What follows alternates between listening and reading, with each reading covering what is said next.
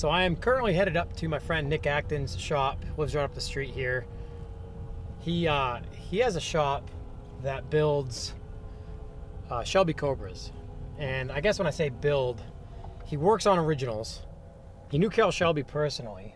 He knows Peter Brock, and is kind of one of the dudes in the world for Shelby Cobra work. So he works on contemporary cars, what most people would call kit cars, but he's scratch built a few cars too. So he's a one-man operation, him and his wife. But he's a fabricator, he's a designer, he does everything. So he's got a Bridgeport and a lathe. We don't have either of those at my father's shop. We've got a drill press and a few other tooling like that. But the hub bore on the spacers I got for the wheels are the wrong size hub bore. They're too small. So rather than wait for new ones to come in, I don't have the time. So I'm heading up to Nick's now to put him in his lathe and open up the hub bore a little bit. So we'll get you guys a quick little walk around his shop. And it's a Sunday afternoon, so he's just tinkering on his own Cobra today. So it's a little less chaotic in the shop there today. So gonna go up there and get the spacers sorted out, get back here to the shop, and keep hammering on the Century.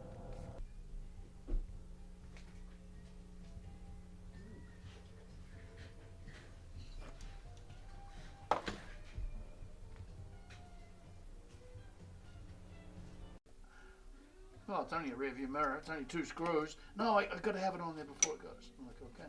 Yeah. So I've been having fun with those guys, razzing them up.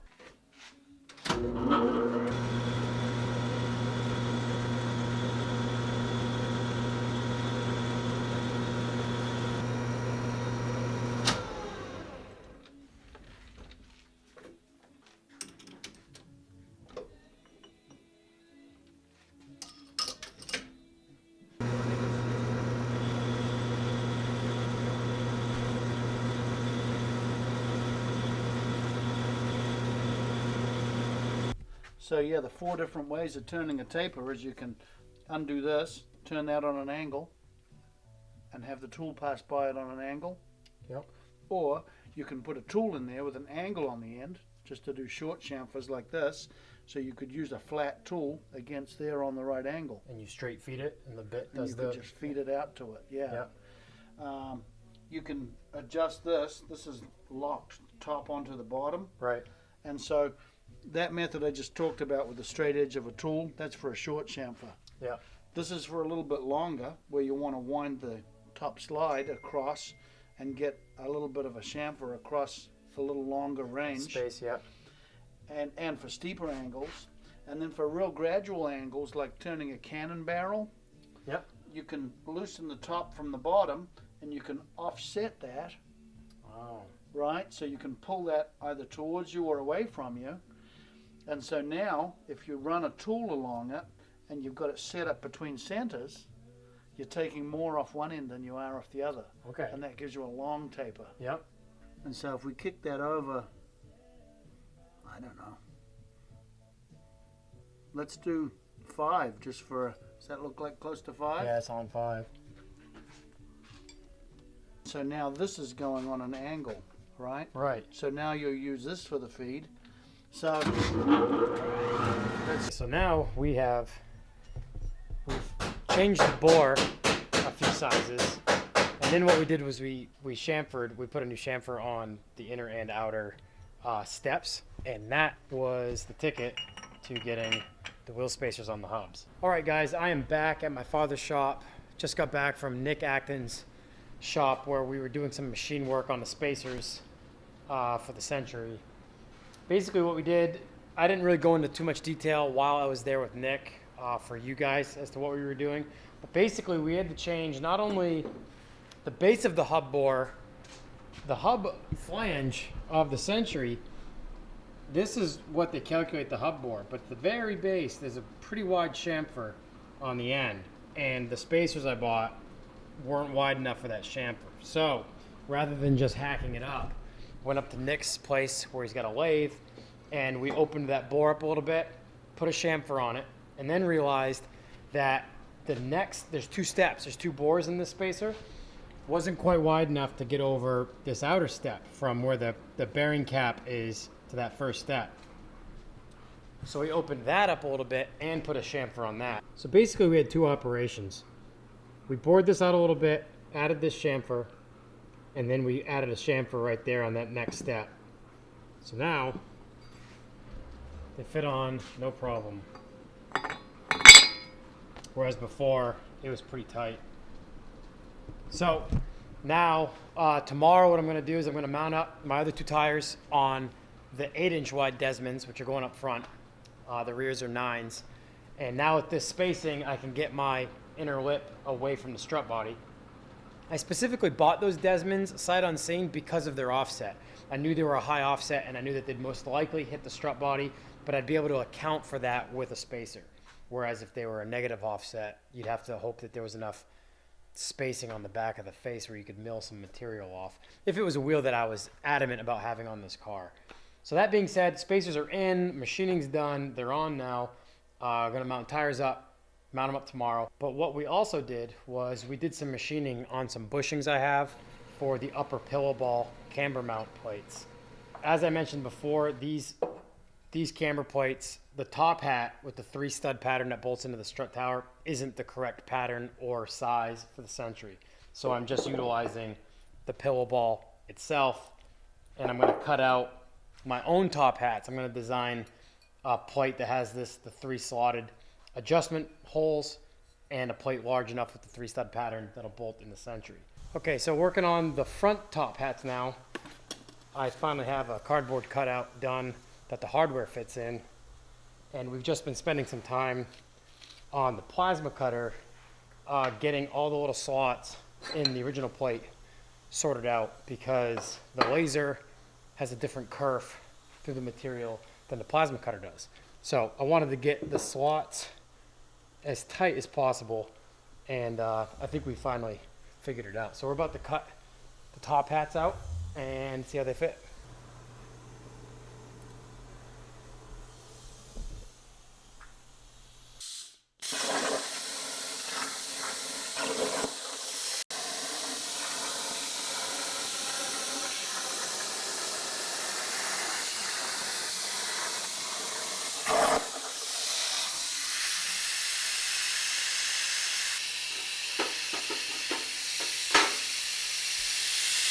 So front top plates are cut.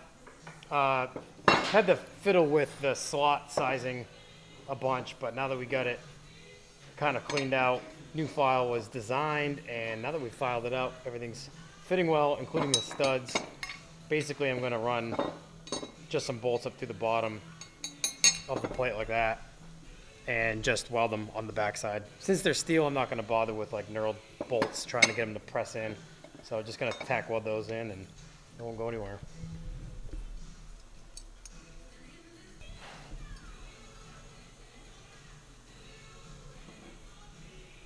If it slides difficult with them loose, then they won't go anywhere when you tighten it up.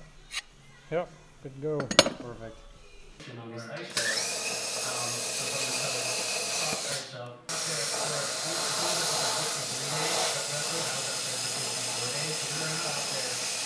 I got the top cone piece for the spring cut out. That hung down probably 7 or 8 inches, and that needs to go because that itself touches that bottom perch when I collapse all the suspension. So cut that out, but left about 1 inch of it up there to act as a locator for the upper bag plate that I'm gonna make, the cup basically. I'm gonna make the bottom cups first. I drilled these holes so the bolt that holds the plate to the bag can hide through there, so that doesn't sit on the bolt head itself. And yeah, so gonna get everything set up and start here. So these are the rear bottom plates, and I'm going to make my cups with this inch flat stock. I'm gonna basically hammer it around the outside.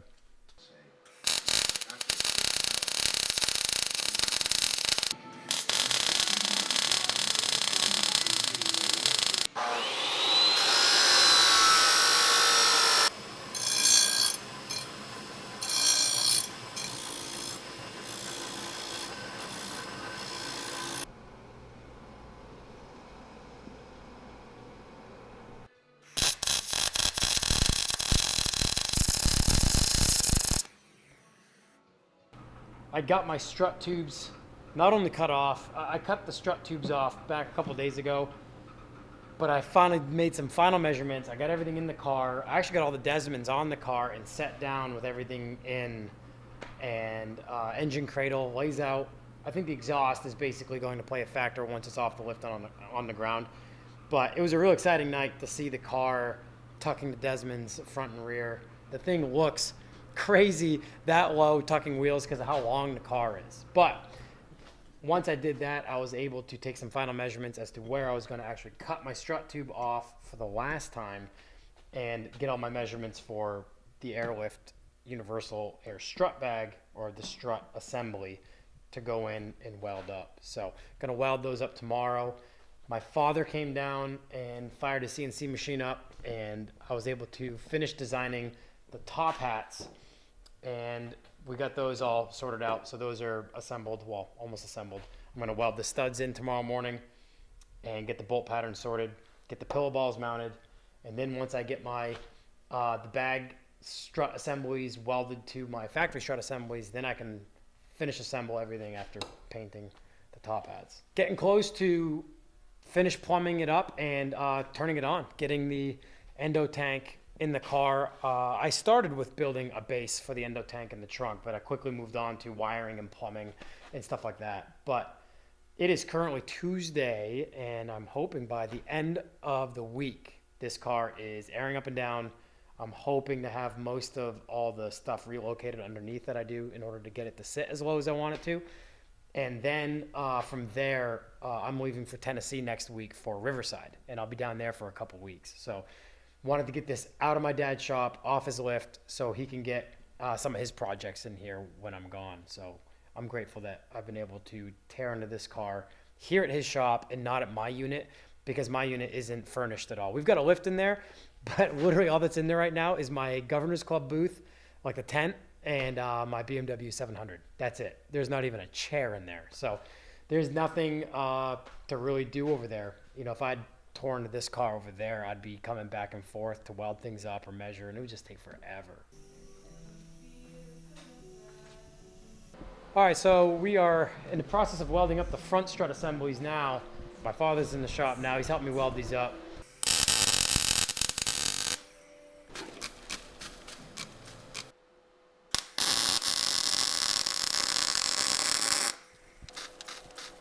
I just wanted to make sure that I wasn't Just on laying the it strut. on top. Yeah.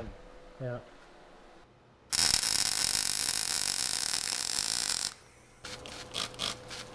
Okay, so my father and I got the front strut assemblies welded up.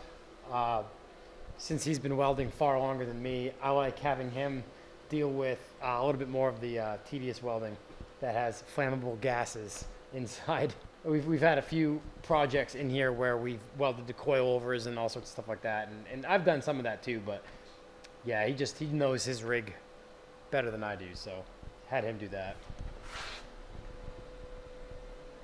So I've got those fixed in, nuts on the back side so they're nice and straight, and I'm gonna weld those up, get those back assembled, get the front put back together, and I've got to finish welding up my panhard bar bracket that I made, the other end of the panhard bar on the axle. I got to finish weld that, and I've got to notch a few more things in the back. When I set the car down on the Desmonds, I noticed the bag was rubbing on a few different things, so I'm going to massage a few more things in the back here to create more clearance.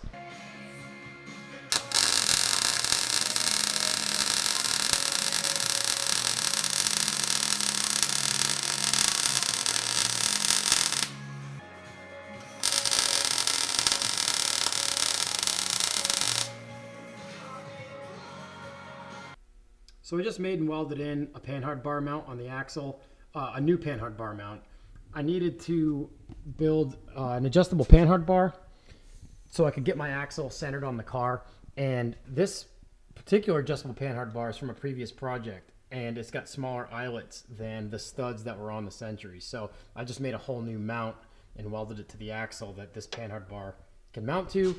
And when I tentatively tacked everything up, I centered my wheels while I was at that. So now that panhard bar is at the correct length to where when I set the car down, my wheels are centered in my wheel wells. Because as the car comes down, as most people who have worked with 4 links and trucks or any sort of like straight axle panhard bar car, as the suspension changes, that panhard bar moves your axle from side to side. So with the rate or the range of motion of this air suspension, it really pulled the axle to the right side quite a ways. I just finished up the front upper top hats with the pillow ball camber adjustment in them. So I just welded my studs in and made sure all these slots that we CNC cut out were free enough so I could adjust the camber.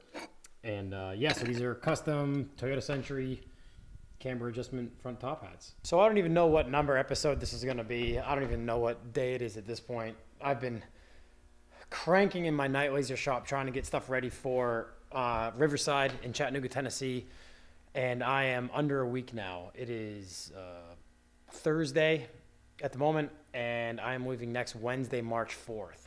Just a lot of stuff on the plate, and on top of that, I'm trying to get the Century done. And as I've mentioned before, I'm basically covering all my bases to get the car functioning up and down as low as I want it.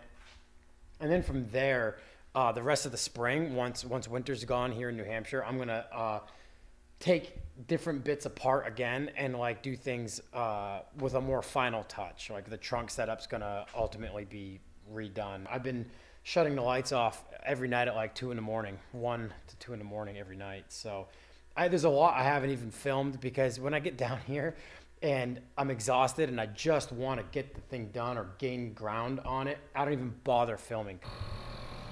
Obviously nothing is set in stone in the trunk right now. I'm literally just getting everything plumbed in, wired up, making sure everything runs properly, and I'm gonna get my range of motion set up to make sure the car will go up and down freely.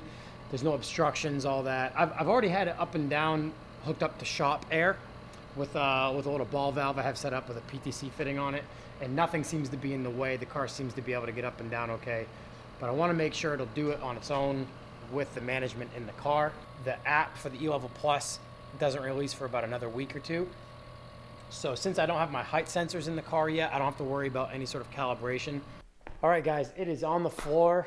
I've had it in and out of the shop a couple times just to get a few different photos of it here in the shop.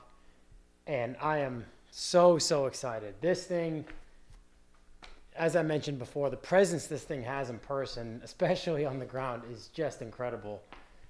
It's just so long, and when you lower a long car, they just seem like they get so much longer.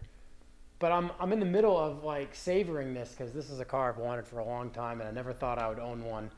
And yeah, I'm so excited. Engine cradle lays out. That took a bunch of work, a bunch of notching and relocating and kind of moving some stuff around and modifying arms and stuff. It's about midnight Saturday night, and it's on the ground, back running. The Endo CVT and E-Level Plus system are working, and like I mentioned before, I haven't mounted anything in the trunk for good yet, so I still have lots to do there.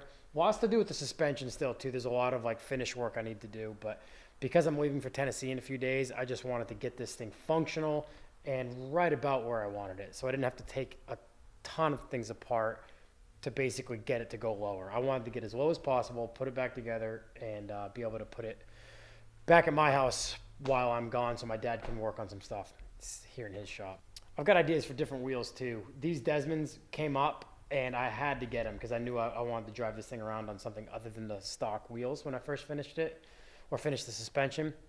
So I've got some ideas for some wheels that I really want to build for this car, and seeing it on the ground now just on the Desmonds is getting me excited about that too. So thank you guys for watching, and yeah, we will pick back up. Probably next will be the trip to Tennessee. So Corey and I are going to leave Wednesday. Probably the next you'll see us, we'll be packing the rental van with all of the TGC booth gear, and we'll be hitting the road for Tennessee for Riverside, Chattanooga. So thank you guys.